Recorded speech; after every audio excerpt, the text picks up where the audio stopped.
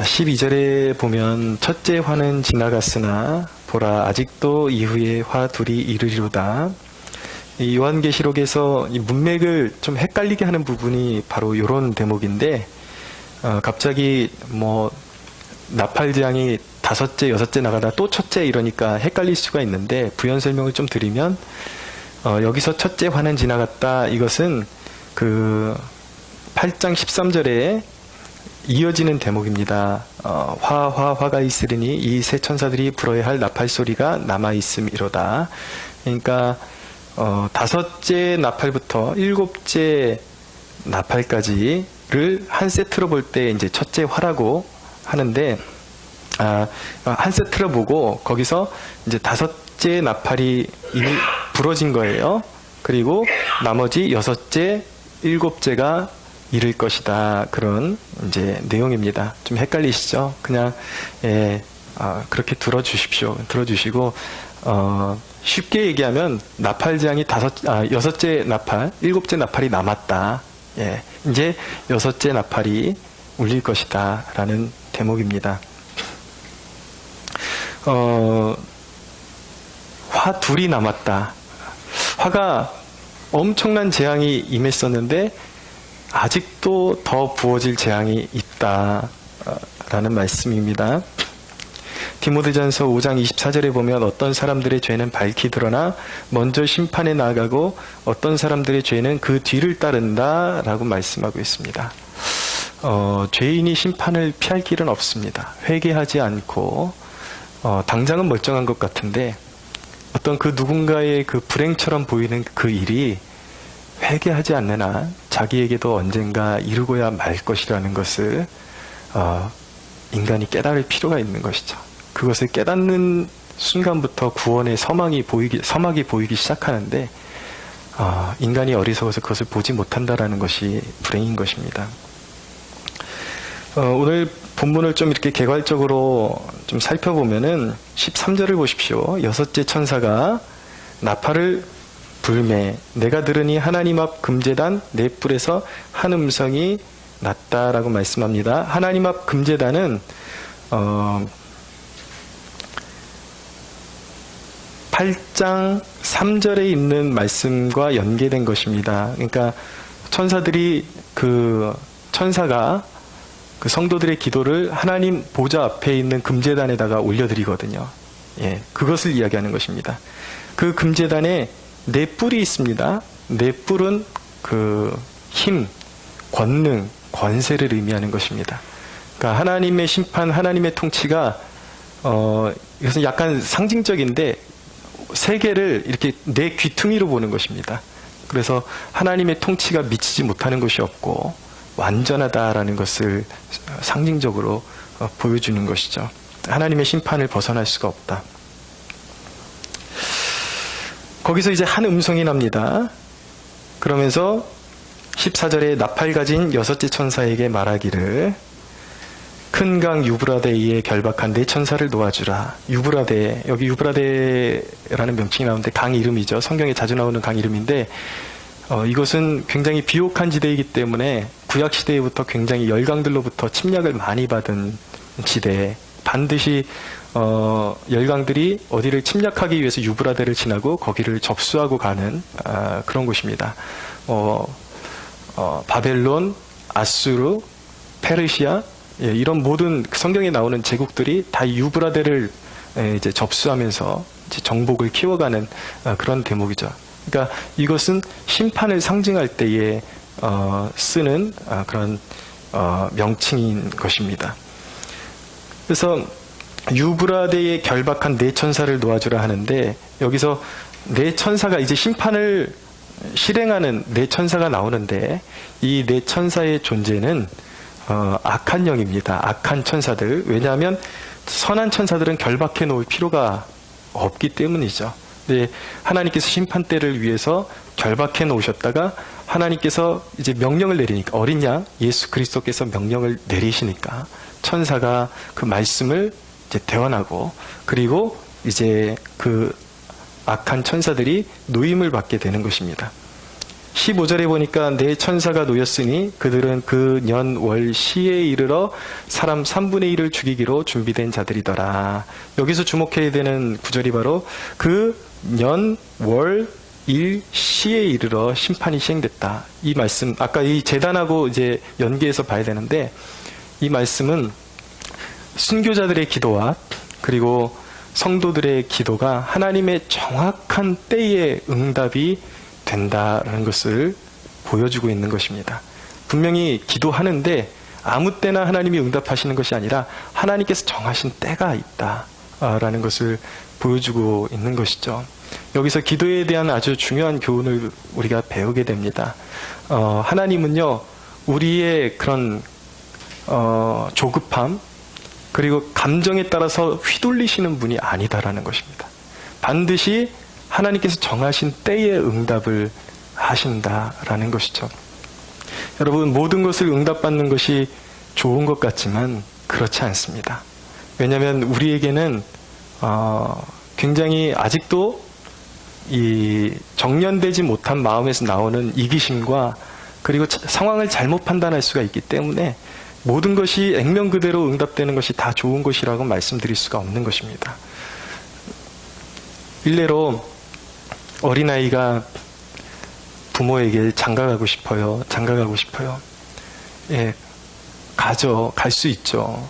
그리고 하나님은 분명히 그 아이의 배우자를 예비해 놓으시죠. 그러나 지금 당장 그것을 응답할 수는 없는 것입니다. 왜냐하면 응답하는 것이 불가하거니와 그 아이에게는 재앙이 될 수 있기 때문이고, 그 아이가 성장하고 자라나는 시간이 필요하고 가장으로서 갖추어지는 기간이 필요하고 또 배우자에게 허락하신 하나님의 뜻이 이루기까지 하나님의 계획이 성취되어져야 되기 때문에 바로 응답되는 것이 결코 인간에게 이로운 것이 아니다. 우리의 눈에 보기에는 지금 이것이 바로 응답되는 것이 좋은 것 같이 느껴질지 모르겠지만 전능하신 하나님의 입장에서 봤을 땐 그게 우리의 삶 가운데 결코 좋은 것이 되지 않을 수 있다라는 것입니다. 그렇기 때문에 때로는 우리의 기도가 응답이 지연되는 것처럼 그렇게 보이고 우리의 기대를 벗어나는 것처럼 보이는 일들이 일어나는 것입니다. 여러분, 사람들은 불의한 세상을 보면서 지금이라도 당장 하나님의 공의가 실현되기를 원해요. 그런데 여러분, 지금 내 성질 같아서는 지구에 있는 악인들을 다 싹 그냥 휩쓸어 버렸으면 좋겠는데, 하나님은 어떤 것을 계획하시고 계시냐면 아직은 죄 가운데 몸을 담고 있지만 하나님의 계획 가운데 회개할 영혼들도 하나님이 염두에 두고 계시기 때문에 그들이 돌아오기까지 하나님이 길이 참으시는 것입니다. 그러니까 하나님이 실패가 있는 분이 아니고 하나님이 무엇이 모자라시는 분이 아니라 하나님께는 우리가 생각지 못하는 놀라운 그러한 계획과 그런 전능하심으로 간파하시는 그 모든 상황 속에서 하나님은 합당하게 응답하신다라는 것을 우리가 깨달아야 되는 것이죠.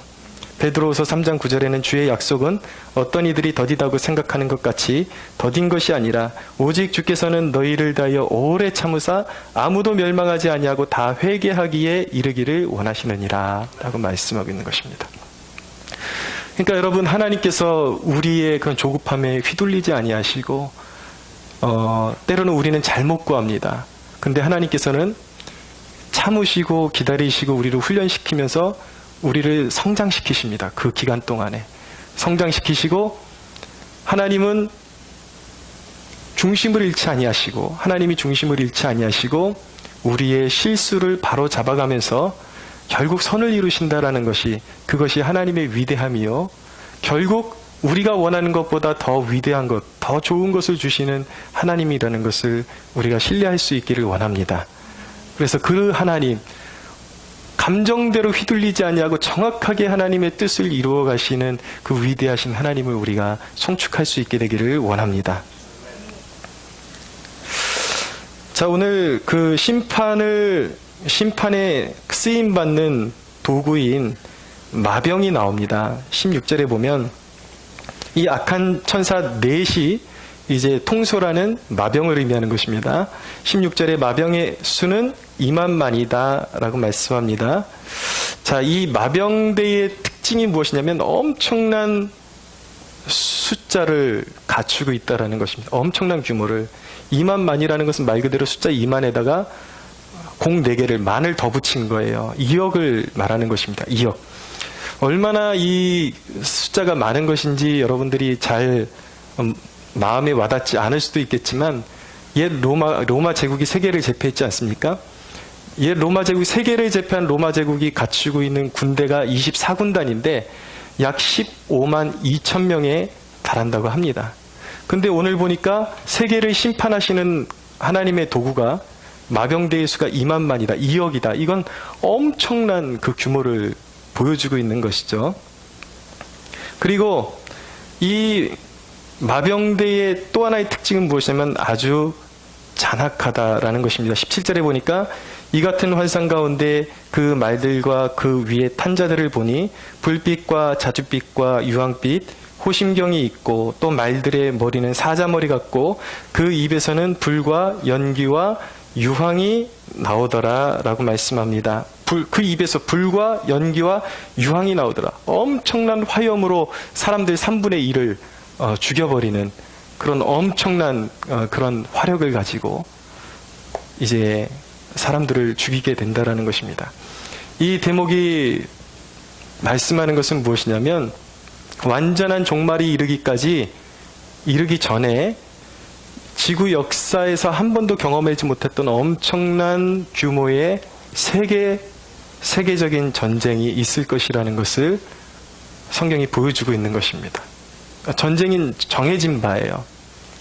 우리가 살고 있는 이 시대일 수도 있고 언젠가는 하나님이 정하신 뜻은 무엇이냐면 인간이 가히 상상할 수 없는 큰 규모의 전쟁이 지금 세계 1, 2차 대전보다 훨씬 더 큰 전쟁이 반드시 도래할 것이라는 것이 하나님이 정하신 바인 것입니다. 근데 왜 전쟁이 일어날 수밖에 없는가? 세상 가운데 전쟁이 일어날 수밖에 없는 이유는 첫째는 세상이 하나님을 등지고 있기 때문입니다. 사람들이 하나님을 찾지 않아요. 또 하나의 이유는 무엇이냐면 사람들이 하는 짓을 바꾸지를 않습니다. 변하지를 않습니다. 시대는 변했다 하지만 예전이나 지금이나 사람들이 하는 죄의 모습은 똑같은 거예요. 우상에게 절하고 미신을 섬기고 그리고 부정과 부패를 보십시오. 여러분들의 그 젊은 시절에 세상 돌아가는 것을 보십시오. 이 정계에 얼마나 많은 부정과 부패가 있었습니까? 그럼 맨날 부패 척결이라는 말이 늘 슬로건처럼 떠올랐는데 과연 세상이 바뀌던가요? 부정과 부패가 사라지던가요? 인간의 본질이 또 똑같다라는 것이죠. 그리고 은밀한 죄악들, 하나님은 마음속에서 우리가 짓는 그런 모든 죄악을 하나님은 살펴보고 계신다라는 것입니다. 인간이 그 죄악을 떠나지를 않아요. 이 사람 한 사람 안에 있는 그 죄악이 얼마나 누구나 죄인이라는 것이 1907년도에 평양 대부흥이 일어났습니다. 그때에 주목할 만한 그 운동이 뭐냐면 회개운동이었어요. 성령이 강타하시니까 사람들이 막 심령에서 죄를 토해내기 시작하는데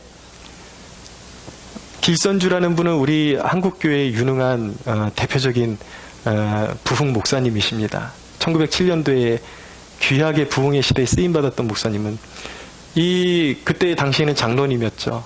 길선주 장로님이 죄를 토해내는데 뻗어시 사람들을 영적으로 이끄는 리더인데도 불구하고 친구가 돈을 맡겨놓은 것을 튕겨먹은 죄를 회개하기도 하고 어떤 여인은 난리통에 자기 아이가 막 보채고 운다고 화가 난다고 일부러 아이를 기둥 같은 데다가 확 이렇게 돌려가지고 머리를 뇌진탕을 일으켜서 자기 아이를 죽게 만든 여인도 죄를 토설하고요. 음란하고 서로 미워하고 그런 죄들이 막 토설이 되는 거예요. 인간 안에 얼마나 그런 죄악의 그런 쓴뿌리들이 많은지요.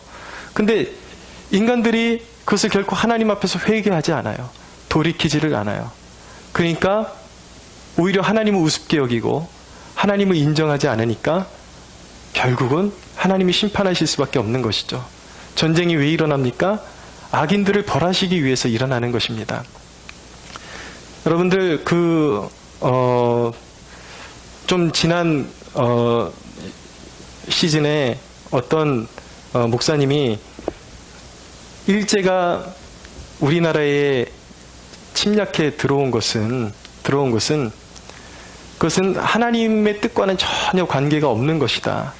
그것은 이 세상은 하나님과 사탄이 이렇게 대립하고 있는데, 사탄이 일방적으로 일본 군대를 자극해서 이제 한국을 삼킨 것이다. 조선을 삼킨 것이다. 그러면서 거기에는 전혀 하나님의 어떤 섭리나 뜻이 있는 것이 아니라, 그러니까 이렇게 보는 거예요. 일본은 무조건 악으로 보고 짓밟힌 조선은 선이다. 근데 하나님은 선의 편에 있었다. 이런 식으로 그 전쟁을 하나님은 방어하시는 분쯤으로 그렇게 설교하는 것을 들었습니다. 근데 여러분, 역사적인 관점에서 보면 짓밟히는 쪽이 선이고 패권욕을 가지고 있는 쪽이 악일 수도 있어요. 그러나 여러분, 영적인 구도는 좀 다르다라는 것을 깨달을 수가 있어야 하는 것입니다. 무엇이 선이고 무엇이 악입니까? 하나님 편에 선 것이 선이고 하나님께 등을 돌리고 있는 존재들이 모두 악인 것입니다. 그런 의미에서는 조선이 하나님 앞에 결코 선이었다라고 말할 수가 없는 거예요. 물론 일본도 선은 아니죠. 악이죠. 일본이 악이라고 해서 조선이 선인 것은 아닌 것입니다. 하나님을 섬기지 않고 우상을 섬기던 땅, 미신에 쩌들어 있던 땅, 온갖 음란함과 투전과 술 취함과 방탕함이 넘쳤던 땅, 하나님을 등지고 있던 땅, 그 조선이 결코 선이라고 말할 수가 없는 거예요. 하나님 보시기에는 일본도 악이지만 조선의 하나님을 찾지 않는 백성들도 악에 잠식되어 있던 백성이기는 마찬가지인 것입니다. 그런데 하나님께서 요구하시는, 원하시는 백성이 회개하지 않을 때에 잔악한 백성을 끌어오셔서 악인들을 심판하십니다. 그러니까 전쟁은 누구로 말미암는 것입니까? 물론 사탄이 그 전쟁을 주도할 수 있어요. 그러나 여러분, 전쟁은 여호와께 속한 것입니다. 할렐루야. 하나님이 주도하시는 거예요. 하나님이 이끌어 오시는 거예요. 이스라엘 백성들이 범죄했을 때 북방에서 바벨론을 누가 끌어온다고 말씀하십니까? 하나님께서 말씀하십니다. 내가 끌어올 것이라고 말씀하십니다. 하나님의 백성들이 깨어나지 않으니까. 왜 하나님께서 전쟁을 일으키십니까? 전쟁을 일으키시는 이유는 하나님을 찾지 않는 악인들을 벌하시기 위해서 하나님께서 전쟁을 허락하시는 것입니다. 근데 또 하나의 이유가 있어요. 하나님께서 그냥 벌하시는 데만 멈추는 것이 아니라 하나님은 그 역경을 통해서 하나님의 백성들을 깨우시고 일으켜 세우기 위해서 하나님은 전쟁을 허락하십니다. 보십시오. 조선 땅에 우상숭배와 미신에 쩌들어 있는 땅에 전쟁을 통해서 아픔이 임했지만 그것 가운데 그 아픔을 통해서 복음이 전파되면서 그 복음이 더 불일듯이 일어나면서 그 한 맺힌 그 모든 의분을 사람들이 신앙 안에서 하나님을 찾는 에너지로 바꾸기 시작한 것입니다. 그러면서 그곳에서 하나님의 백성들이 일어나죠. 그러면서 긴 시대를 봤을 때 하나님께서 대한민국을 이렇게 축복하시고자 하나님의 섭리가 그 전쟁 안에 들어있음을 우리는 깨달아야 되는 것입니다. 여러분, 전쟁에 있어서 과제는 무엇입니까? 외교입니까? 외교가 우리의 과제입니까? 아니면 인간의 본질을 바꾸는 것이 과제입니까? 여러분, 오늘날 평화를 사기 위해서 사람들이 취하는, 교회가 취하는 자세가 무엇입니까? 악인과 손잡는 것을 통해서 평화를 얻으려고 그래요. 전쟁을 막으려고 그래요. 근데 여러분, 결코 이것이 하나님의 방법이 아니라는 것을 눈뜰 수 있게 되기를 바랍니다. 이건 인본주의예요. 여러분, 오늘날 수많은 교회들이 인본주의적인 방법을 외치면서 평화를 추구하고 있습니다. 저 북한의 악한 정권과 손을 잡으면 평화가 오겠지, 전쟁이 일어나지 않겠지. 근데 여러분, 우리는 세계 역사 속에서 교훈을 얻어야 되는 것입니다. 하나님을 떠나서 인본적인 방식으로 악인들과 손잡은 평화협정은 전쟁으로 이어지지 않은 적이 없습니다. 오늘날 인본주의적인 한국교회는 평화를 불러들이는 것이 아니라 전쟁을 불러들이는 도구로 쓰임받고 있다는 것을 깨달아야 되는 것이죠. 교회가 해야 되는 일은 무엇입니까? 교회가 해야 되는 일은 거짓된 평화를 주장하는 것이 아니라 교회의 각성과 회개를 외쳐야 하는 것입니다. 할렐루야. 회개만이 살 길이에요. 우리가 이 대목에서 주의해서 봐야 되는 것은 무엇이냐면 그 도화선이 어디가 될지 모르겠지만 세계적인 전쟁이 반드시 준비되어 있다는 것입니다. 그것이 북한이 될 수도 있어요. 그것이 중동 어디가 될 수도 있어요. 그러나 여러분, 하나님의 말씀을 통해서 우리에게 경각심을 주시는 메시지는 인간 세계가 회개하지 않는 한 전쟁은 정해진 것이다. 그러나 여러분, 성경의 예언은 결코 허투루 들어서는 안 되는 것입니다. 왜냐하면 성경의 예언은 모두 성취되었기 때문입니다. 다니엘이 느부갓네살 왕이 그 꿈에 본 신상을 해석하면서 바벨론이 그때 당시에 가장 강대한 제국이었는데 바벨론이 무너지고 처참하게 무너지고 바사 제국이 페르시아가 정복할 것을 이미 예언을 했어요. 페르시아가 가고 헬라가 도래하고 헬라가 망하고 로마가 도래할 것을 이미 다니엘이 다 예언을 했는데 역사 속에서 그것이 정확하게 다 이루어졌습니다. 예수님께서는 예루살렘의 멸망을 예언하셨는데 주후 70년에 로마의 티투스 장군이 군대를 이끌고 와서 잔악하게 예루살렘 성을 짓밟는 일들이 역사 속에서 분명하게 이루어졌습니다. 여러분, 우리가 이 성경 말씀을 대할 때 깨달아야 되는 것은 무엇이냐면 이것은 이야기책이 아니다라는 거예요. 전 세계를 향한 심판이 도래하고 있고 전쟁이 도래하고 있다는 것을 여러분들 각인하셔야 돼요. 전 세계는 심판으로 가고 있습니다. 그러나 여러분, 전 세계 어딘가에서 심판의 소식, 전쟁의 소식이 들려올 때에 그리스도인의 자세는 어때야 되는가? 결코 놀라서는 안 되는 것입니다. 그리스도인이 생각해야 되는 것은 전 세계를 향하신 하나님을 거역한 인류에 대한 하나님의 공정한 심판이 집행되기 시작했음을 깨달을 수가 있어야 되는 것입니다. 예언은 반드시 성취되어지게 되어 있어요. 그런데 여러분, 진정한 평화의 길은 어디 있습니까? 진정한 평안의 길은 어디 있습니까? 우리는 진정한 평화를 어디서 찾아야 하는 것입니까? 오늘날 사람들이 말하는 그러한 거짓된 평화 노름에서 평화가 도래하는 것일까요? 여러분, 외교에 평화가 있다라고 생각하십니까? 물론 외교는 중요합니다. 그것을 무시해서 드리는 말씀이 아니라 우리는 영적으로 그 세계를 보는 것이니까, 영의 세계가 현실적인 세계를 다스리니까 말씀드리는 거예요. 외교가 중요하지만 외교를 푼다 그래서 평화가 임하는 것이 아닙니다.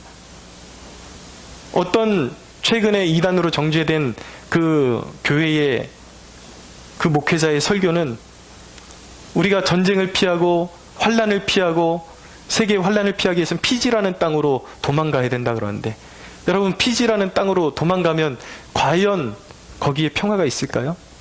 19절을 보십시오. 이 말들의 힘은 입과 꼬리에 있으니 꼬리는 뱀 같고 또 꼬리에 머리가 있어 이것으로 해하더라 라고 말씀하고 있습니다.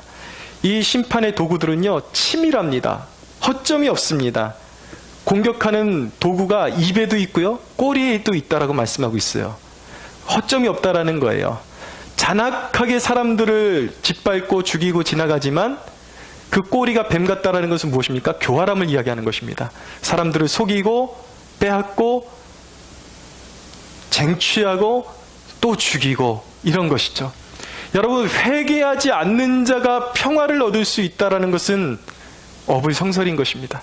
회개하지 않는 자에게는 결코 피할 길이 없는 거예요. 구약 성경에 보면 가나안 왕 야빈의 군대 장관 시스라라는 사람이 간신히 선지자 드보라의 그 군대를 피해가지고 그 군대를 피했어요. 군대를 피해서 목숨을 건지고 헤벨의 아내 야엘이라는 여인의 집으로 숨습니다. 모든 군대를 따돌리고 이제는 살았다라고 생각을 했어요. 근데 그가 그 전쟁에 지친 몸을 달래기 위해서 잠을 청하는데, 그것은 안전한 곳이라고 생각했는데 하나님께서 이 여인을 사용하십니다. 이 악한 자 군대 장관 시스라의 관자놀이를 이 여인이 담대하게 이 정으로 박아서 죽이는 거예요. 이 악인을. 여러분, 악인들은요, 큰 환난을 피하고 나면 또 다른 환난이 기다리고 있다는 것을 기억하셔야 되는 것입니다. 악인들은 환난을 피할 길이 없는 것입니다. 하나님을 떠나서 회개하지 않는 자들이 피할 길이 있는가?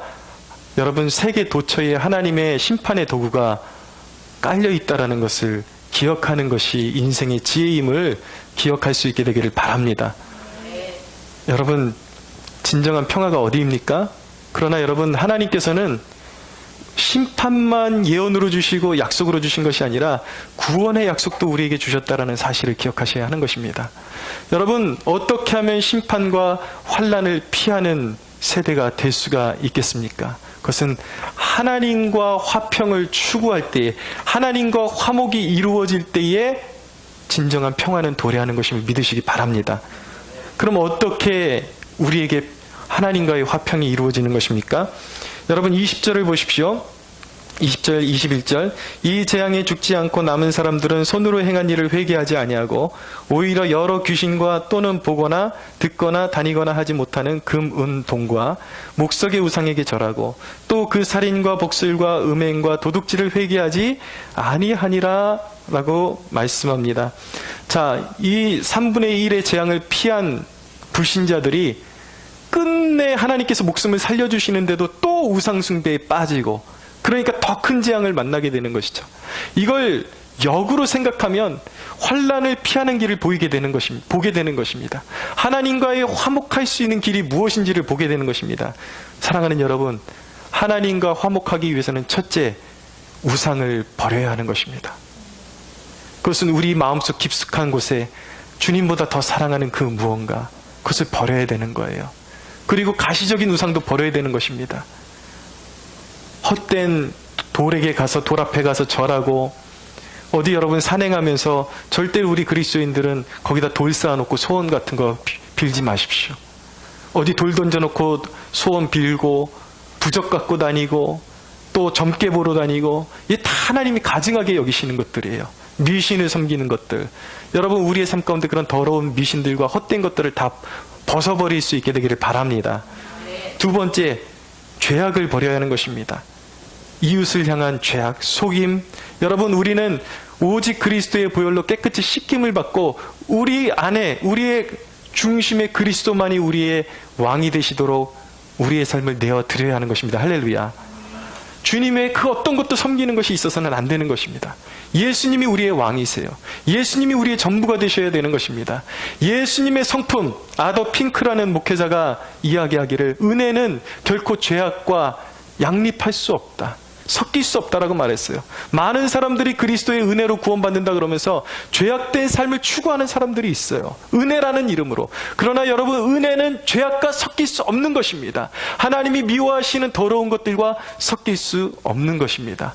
사랑하는 여러분, 성령님께서 여러분들의 우리의 마음 가운데 영민한 마음을 주셔서 하나님이 미워하시는 것들을 깨닫게 되기를 원하고, 우리의 삶의 습관 가운데 하나님이 미워하시는 것들이 정결함을 받는, 성령의 불로 태워지는 축복이 있게 되기를 바랍니다. 세 번째로, 하나님과 화목하기 위해서는 하나님을 전적으로 신뢰해야 하는 것입니다. 여러분, 어디에 진정한 평화의 길이 있습니까? 하나님과 화목이라고 말씀드렸어요.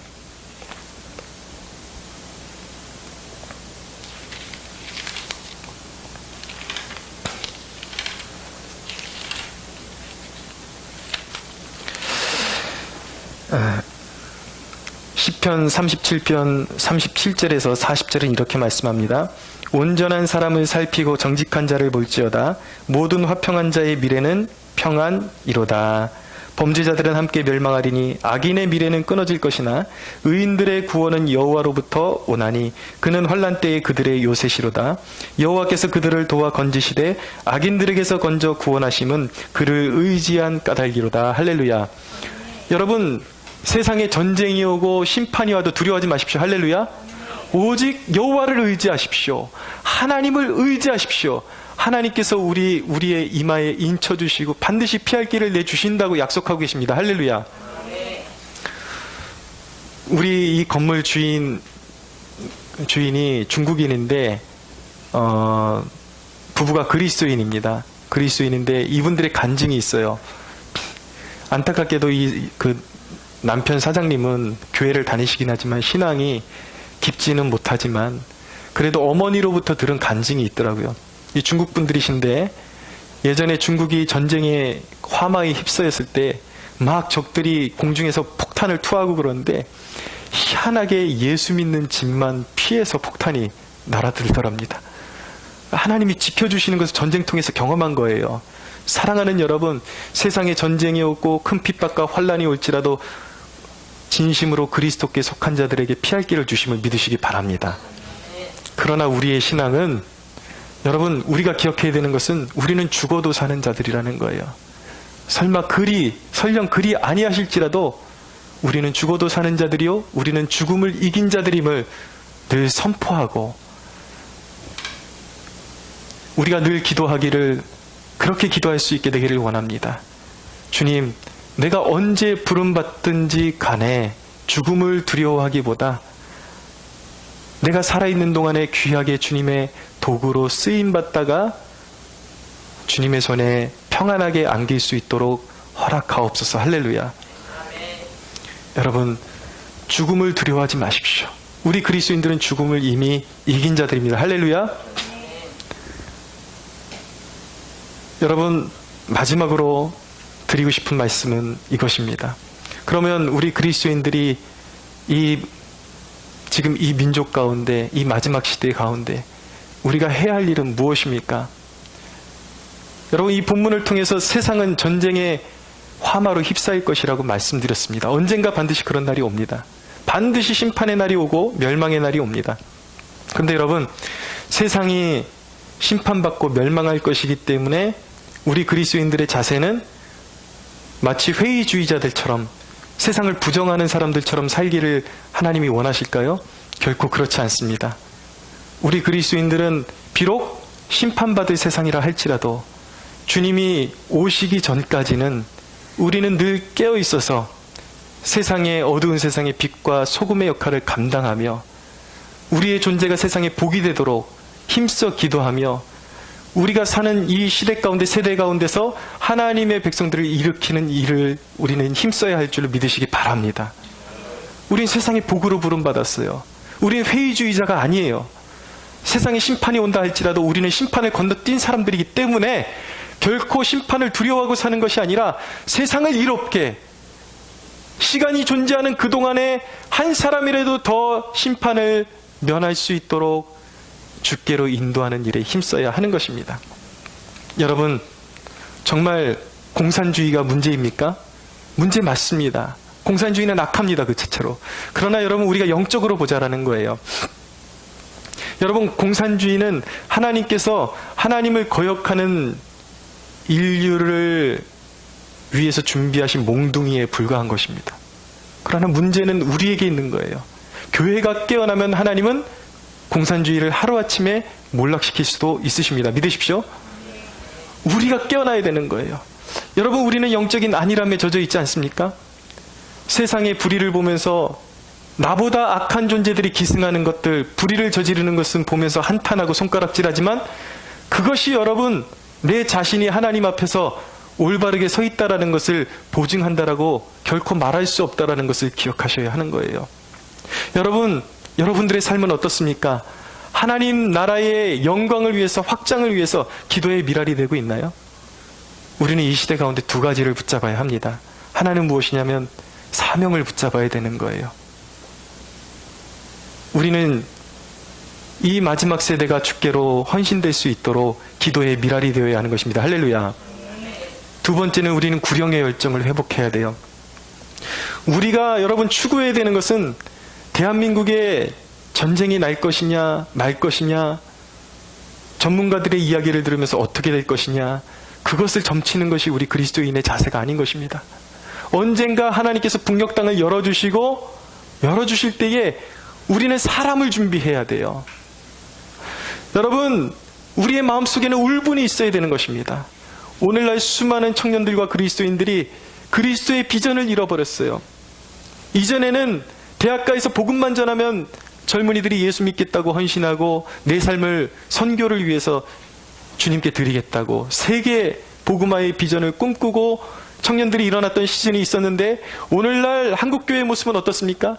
교회의 청년들은 아직도 많이 남아있는 것 같지만 그리스도의 비전을 잃어버렸어요. 그리스도의 꿈을 잃어버렸어요. 여러분, 바로 이런 영적인 상태가 재앙을 불러오는 것입니다. 우리가 진정한 평화를 추구한다면, 하나님으로부터 오는 평화를 추구한다면, 여러분, 우리가 붙잡아야 하는 것은 사람을 준비해야 하는 것입니다. 할렐루야. 영혼 구원을 위해서 끊임없이 헌신하고 기도하고 젊은이들을 깨우고 주변 사람들을 깨우고 사람을 준비시켜서 하나님께서 저 북녘 땅을 여실 때에 저 북한 땅에 복음을 들고 들어갈 사람들을 준비해야 돼요. 우리의 다음 세대, 이 땅에서 하나님께서 아직도 이 민족을 보존해 주실 때에 이 민족을 책임지고 나갈 수 있는 영적인 사람들. 제가 수요일날 말씀드렸지만 아무리 세상이 어둡고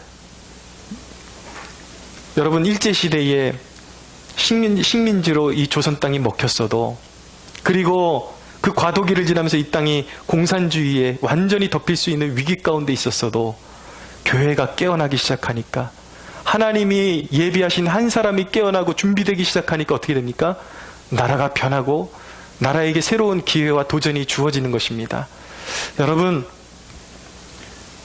우리가 이 시대 가운데 정말 깨어날 수 있다면 하나님께서 이 나라 이 민족 가운데 새로운 기회를 주심을 믿으시기 바랍니다. 우리가 소망해야 되는 것은 무엇이냐면, 우리가 살고 있는 이 시대가, 지금 이 시대가 당장 심판으로 끌려가는 시대가 아니라 우리가 깨어남으로 말미암아 이 시대가 마지막 시대를 준비하시는 하나님의 그 계획 가운데 하나님이 예비하신 영혼들을 주께로 돌이키는 일에 우리를 사용해달라고 우리는 간구할 수 있어야 하는 것입니다. 할렐루야. 여러분, 우리가 그 소원을 갖기를 원합니다. 우리 세대가 하나님의 심판에 멸망하는 세대가 아니라 하나님의 구속의 계획 가운데 쓰임받는 세대되게 하여 주옵소서. 내 자신이, 우리 한 사람 한 사람이 세상을 쫓아가다가 세상과 함께 멸망하는 그런 존재가 아니라 시대를 깨우고 시대의 복이 되고 사람들을 깨우는 존재로, 그런 복이 되는 존재로, 그렇게 하나님 우리를 사용하여 주옵소서. 할렐루야. 사랑하는 여러분, 우리의 기도를 들으시고 하나님께서 이 민족에게 기회를 주실 줄로 믿습니다. 우리 하나님께 영광의 박수 올려드리겠습니다.